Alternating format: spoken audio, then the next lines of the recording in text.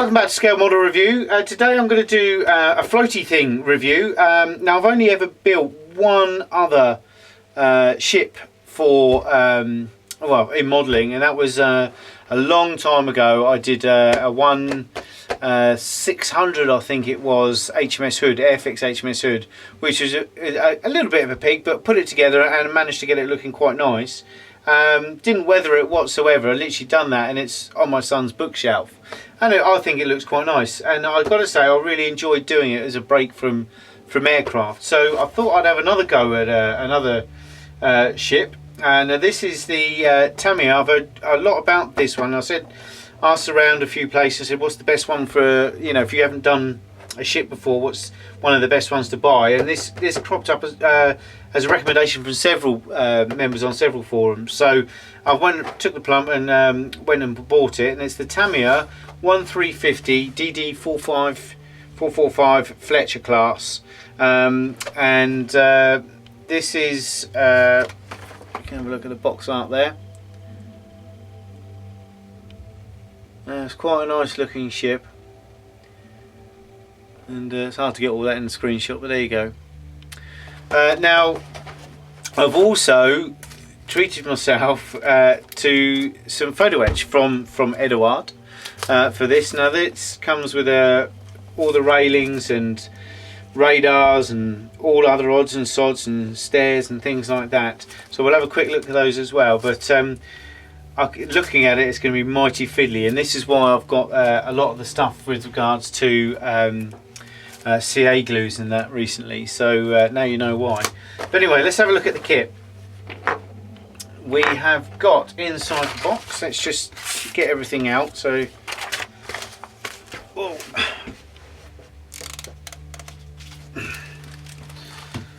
Right, okay, we have a one-piece hull with raised lines. I think that's the norm. So the water line, you can see the water line on there and everything. It feels, again, it's nice solid plastic. I mean, the last ship I did was the Airfix HMS Hood came in two halves, and I think I spent most of my time getting the halves lined up, and I had to put, you know, struts in there and everything to make it more solid. But this just makes much more sense and saves a lot of time. But I've got to say, I did enjoy building the other one, the hull, and putting it together and getting it right. But that's a nice time. And as you can see the size on that, which it's going to be a nice looking model when it's built up. The deck fits in quite nicely. I would imagine it's nose bow first. And there you go. And that looks like that's going to fit. I tell you what, that is going to fit really, really snugly. So I don't think we expect much else with Tamiya. I mean, it just clips in. Yeah, it looks beautiful already. I think I'll build it now. No. So yeah, so that's the hull on the deck. Now I have thought, and I don't know, I haven't actually had a look yet, whether we might be able to get a wooden deck for this, but I can't. I haven't seen one anywhere. I'm sure that they are out there, so I might just go to town on this one. It's a nice size for a 350, not too big, not too small. There's a little bag of these. The camera will pick them up well, but they look like what my son's got in his Meccano set to stop the wheels falling off when he makes something in the Meccano. So I would imagine they might be for the gun turrets or something like that, so they can revolve. Maybe 1, 2, 3, 4, 5. There's a few more than that there, but that might be what they're for. Don't know until we have a look in the instructions.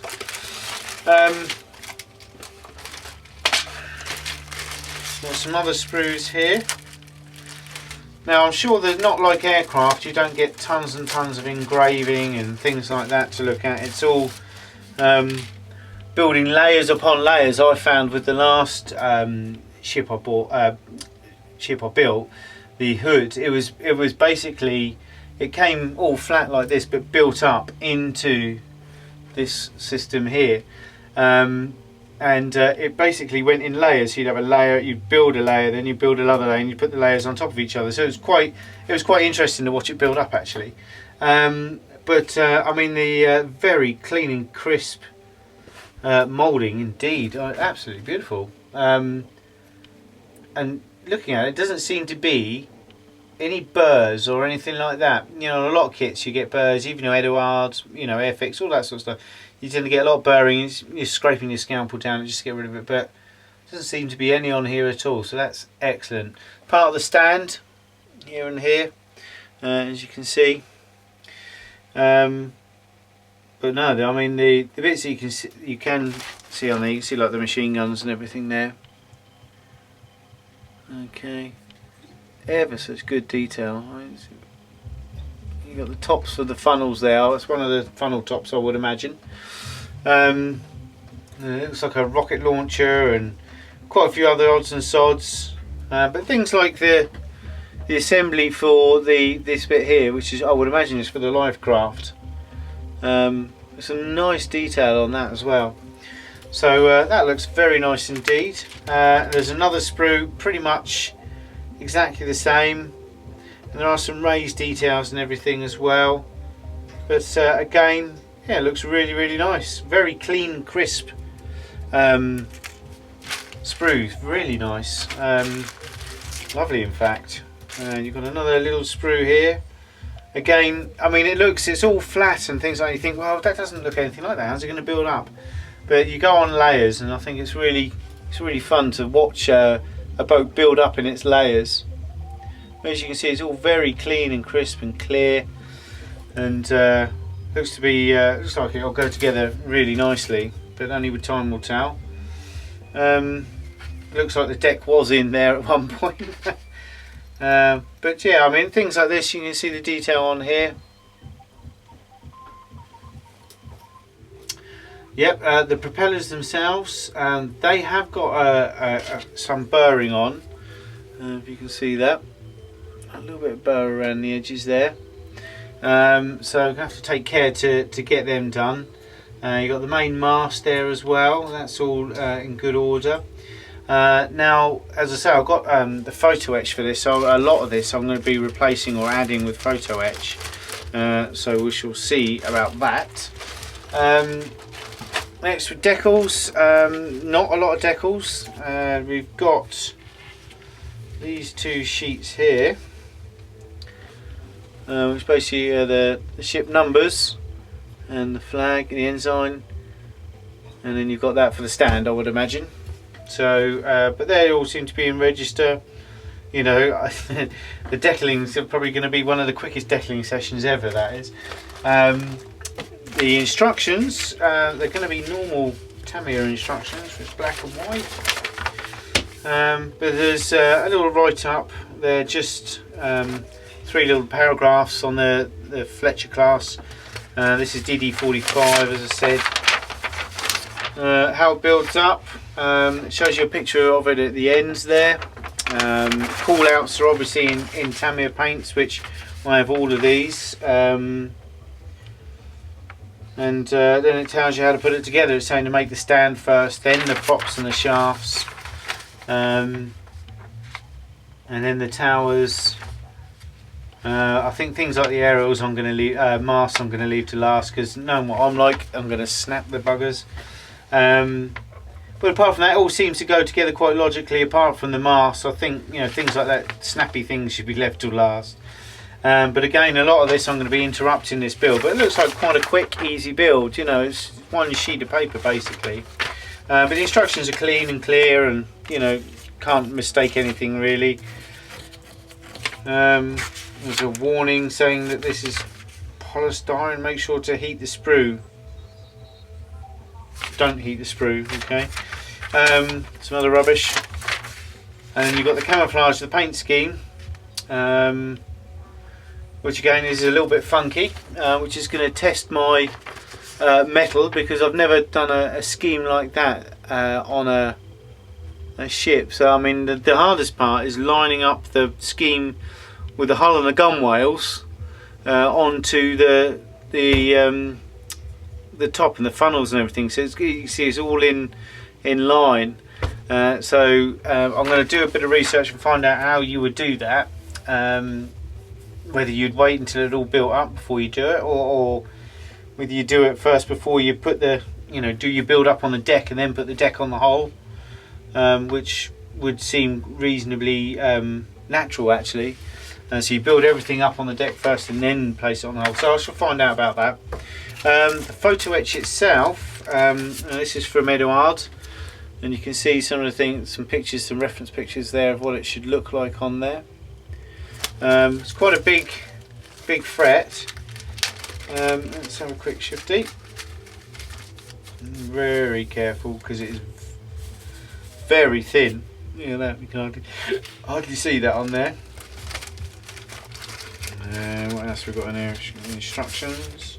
Oh, and another little fret. So we've got a replacement for the so we've got some lifeboat covers, some ladders by the looks of it, some other odds and sods that I don't know what they are, and obviously the name plaque for the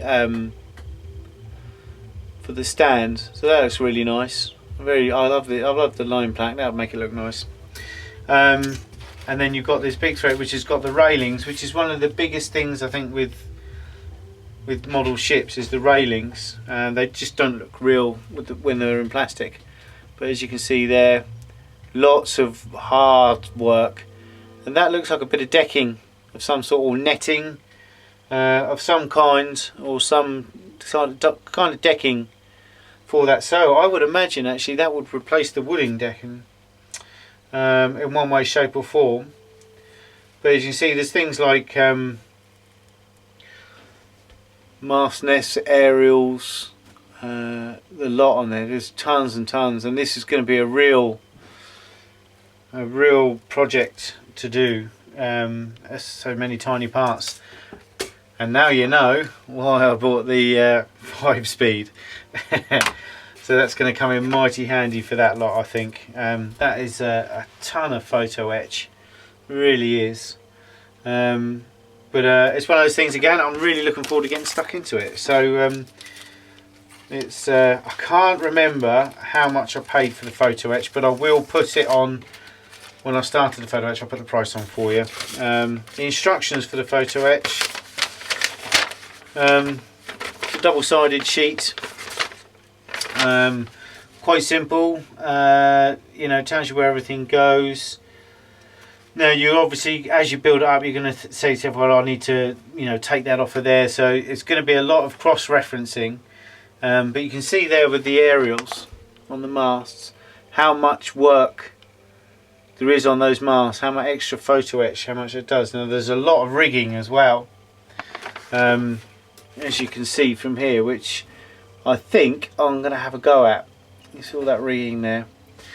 Now I would imagine I've got a big reel of easy line, the fine easy line. I don't know if that's going to be fine enough.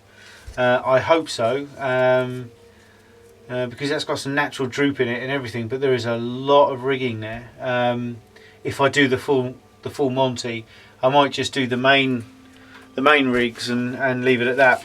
But the instructions on there, they're all pretty easy and basic. I mean, the hardest part is going to be doing the railings, I think, more than anything. They're going to be mighty tough. That's going to be a lot of fiddly, careful work. So I should do that when I've got my best patient head on. But apart from that, I'm trying new things here at the time. I mean, I'm halfway through my King Tiger build now. It's all built. I'll give you a quick shifty at that actually, if you want. It is all built. There we go. Okay, got the turret, and I haven't put these two together yet. I don't know whether to paint first, which seems to make sense, and then put the tracks on, and then put it together. But it's all ready to go virtually.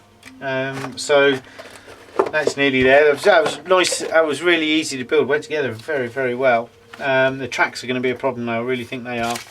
But anyway, back onto this one. Digress again. This is the Tamiya DD445 Fletcher class. US Navy destroyer in 1350, and I can't wait to get stuck into that. Thanks again. I'll speak to you soon. Take care. Bye bye.